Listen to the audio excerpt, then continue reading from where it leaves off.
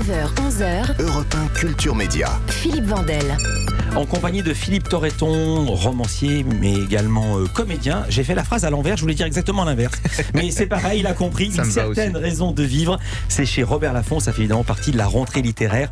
Je vous présente Lisa Marie Marquez. Bonjour Lisa Marie. Bonjour Philippe, bonjour à tous. Avec Bonjour. nous, vous faites le portrait de l'invité, un portrait d'un genre inédit, le portrait de l'invité avant qu'il soit connu. Et oui, Philippe Torreton, vous êtes comédien, écrivain, vous avez été sociétaire de la Comédie Française et récompensé entre autres d'un César et d'un Molière. Mais comment en êtes-vous arrivé là? On va revenir ensemble sur tout ce qui vous est arrivé avant d'être célèbre. Vous êtes né près de Rouen au sein d'une famille normande et vous vous appelez Philippe parce que votre mère adorait l'acteur Gérard Philippe. Vous avez grandi au Petit Quevilly auprès de vos deux frères passionnés de football, de votre père pompiste et de votre mère institutrice et militante syndicale. Un film marque votre jeunesse, Le Vieux Fusil, qui se déroule un peu après le débarquement en Normandie en 1944 avec Philippe Noiret et Romy Schneider. Et puis il y a aussi un acteur américain qui vous marque, un acteur devenu réalisateur, Clint Eastwood. D'ailleurs, vous l'admirez tellement que des années après, lorsque vous l'avez rencontré au théâtre du Châtelet, vous avez perdu vos moyens au point de n'avoir réussi à lui dire que yes. C'est vrai ça? Oui, absolument. C'était Antoine Decaune qui m'avait dit il va répéter pour la cérémonie. On lui remettait un César d'honneur. Il m'a fait monter sur scène quand lui est arrivé. Et il m'a présenté très gentiment et il m'a dit oh, glad to see you. Il fait oh yes, me too. Et rien n'est sorti et c'était terrible. Mais très gentiment, moi je me suis retiré devant mon manque de vocabulaire et d'assurance. Et je me suis retiré sur le proscénium là, de cette scène en regardant. C'était au théâtre, c'était pas au Châtelet, mais c'était avenue Montaigne. Et puis au théâtre des Champs-Élysées, je crois, c'est ça. Hein.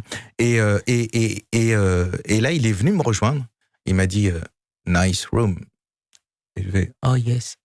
Encore yes. Donc, ça a été mon dialogue avec Clint Eastwood. Ouais. Oh yes. Le charisme incarné. Lisa Marie. Philippe Torreton, petit, vous étiez un enfant sage qui collectionnait les soldats de plomb, mais vous étiez surtout timide et très introverti. Ce qui a guéri votre timidité, c'est le club de théâtre de Monsieur Désir, votre prof de français de 5e. Il vous pousse à vous y inscrire. Ce sera quasiment thérapeutique pour vous. Semaine après semaine, dans la salle polyvalente du collège Édouard Branly, vous vous sentirez pousser des ailes. La première fois que vous montez sur scène et que vous vous retrouvez face au public, c'est pour jouer Sylvestre dans Les Fourberies de Scapin. Vous découvrez le trac, l'adrénaline, la peur au ventre et surtout le plaisir de la scène pour la toute première fois. Ouais. Absolument. Ouais. À 12 ans, vous formez une troupe de théâtre amateur que vous baptisez l'Astragale. Alors l'Astragale, c'est un os court du pied. Vous choisissez ce nom parce que vous le trouvez joli et aussi parce que, comme l'os du pied, vous vous sentiez avec votre troupe petit mais utile, c'est ça? Alors, c'est pas moi qui ai fondé cette troupe, hein, c'est le professeur, Monsieur Désir. Et moi, je n'ai fait que rejoindre cette troupe qui existait déjà. Je tiens à le préciser. Donc, je ne suis pas responsable du nom de la troupe. Mais j'aime bien cette idée que c'est un petit os du pied qui, si on le casse, eh bien, on est très, très, très handicapé. Donc, parfois, les petites choses peuvent avoir des bouleversements. La toute dernière pièce que vous jouerez avec cette troupe à l'âge de 16 ans, ce sera un texte que vous écrirez vous-même avec les deux autres membres restants de l'Astragale d'origine. Une pièce qui s'appelle « On descend à la prochaine ». Mais vous n'êtes finalement jamais vraiment descendu, Philippe Torreton. Après cette expérience, vous suivez des cours à la Comédie Errante, une compagnie de théâtre créée par Bob Villette, qui sera votre professeur. Il se souvient de vous comme d'un comédien qui a le sens du travail, beaucoup de talent et une véritable passion pour le théâtre. Mais pas au point d'en faire votre métier, pas à cette période en tout cas. Après le bac, vous vous inscrivez en fac de lettres et de psycho à Rouen, mais vous détestez la manière dont les grands textes de théâtre y sont étudiés, comme le misanthrope, décortiqué et analysé un peu trop froidement à votre goût. Ah ouais? Pourquoi? Oui, absolument. En même temps, c'est le but de ces études-là, hein, c'est de montrer comment un texte est fait et on est obligé. Enfin, l'enseignement est comme ça.